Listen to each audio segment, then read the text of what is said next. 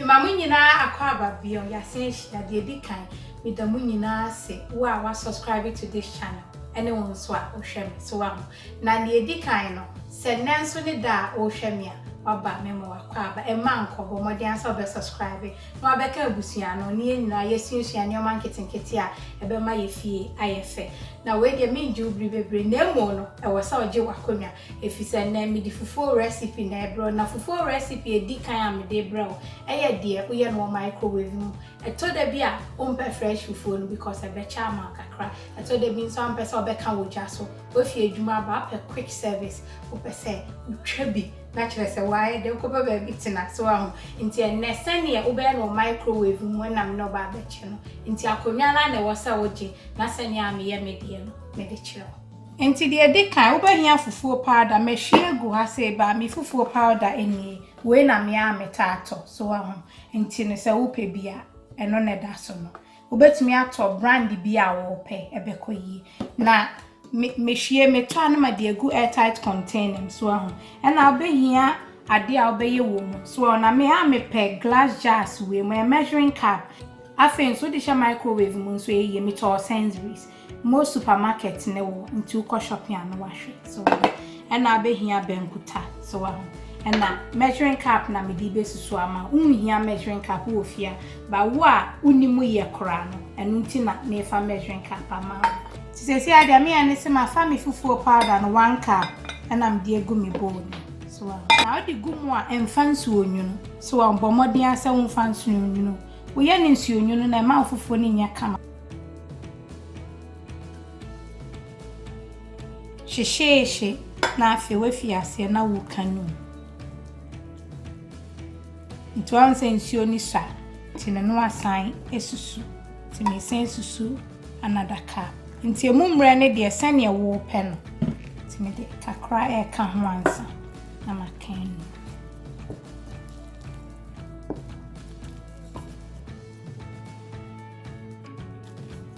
ade me honi se recipe we no ye ni se ya e ma ofufuo ni ye kama wo di share microwave ni mu a na chese we wi so nti we ye da wo pe microwave di no na chere se wa ye ni sa na afi emu ordinary nti masande nsuo na aka na gu nti 2 cups na me use na wo kafra na wo kafra no se wo betwi so ahụ nti na wo hia ade ase won sa eboa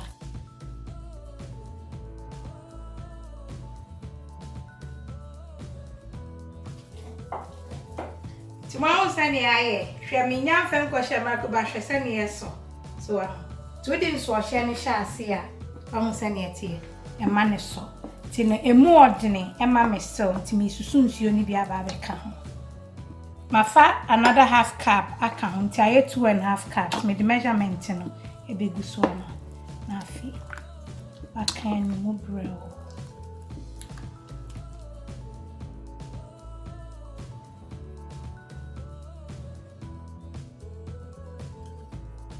on se maka fra ben sai nti afi na mde kwa akoshe microwave so na afi o de cleanse makata so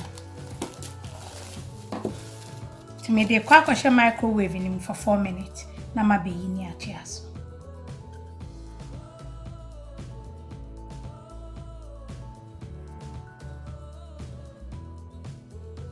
nze se me de share mo halfway enie so until 2 minutes ni na wayi oraba no na afi waken so Jordan so hye ne hye ase e benentem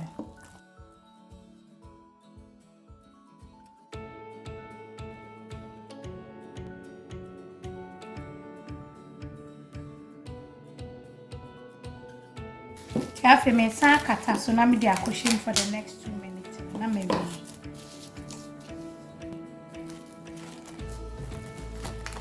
nze se ni efufuo na ye washi shesani ai so mimi pe fufu a emu ye mre me pe fufu mu ode ti no se ni open no wa ye nisa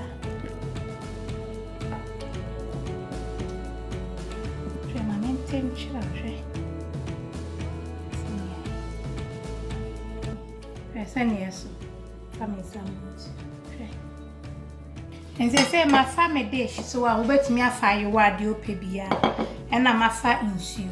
So I'm not some from to a mother since you, my fee. What near to. And they say maybe a bobu I'll be used to tapoli, the old penny beer, Bernard, dear make chiller winnie, with the men sabons you swam. Now I found no a carbell, swam. Why you say, I can't be. So I say, if you inquire for phone, not what can be say ya.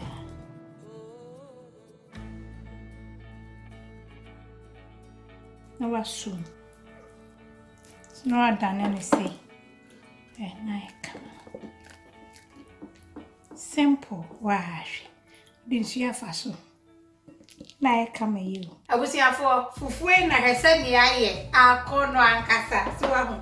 And you know, I need to be an me here Fufu, a wajaso, me a recipe way. So I come. So I'm you know, or be a microwave here different. So of course, our microwave, I know yet, but more than so be 5 minutes. But woman, chebe bria.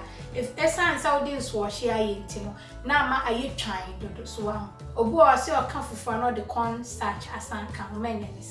We are the senior mature na eso. Tinyame adom nso a me de senior me ye wogya so any fresh fufu so bebro na enkwan bi a metwa me de betwa fufu me gu so ni atua so. Abusiafo wa ahye. Awie fufu ani nkwan ye gu so. Ekoyie tu. Enti this on subscribe to this channel but what you subscribe so ho na for notification bell net so if senyame adom with the way any day this will be very I love you. God bless you. Now, where the inquiry to me, the Yamija show who see you, mommy. God bless. Mwah.